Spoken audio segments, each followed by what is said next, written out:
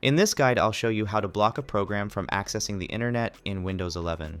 First, go and open the Start menu search and type Firewall. Now, just open this option that says Windows Defender Firewall with Advanced Security. In this window, from the left section, click on Outbound Rules.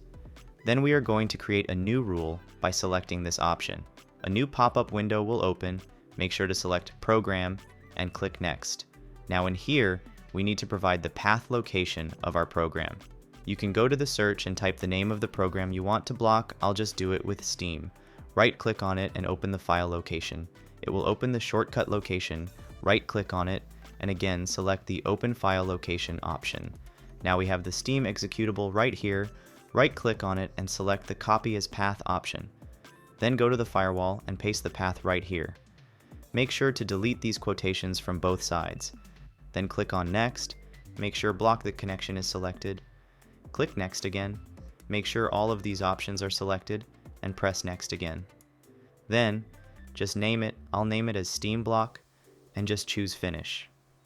Now, when I go and open Steam, you can clearly see it doesn't have access to the internet.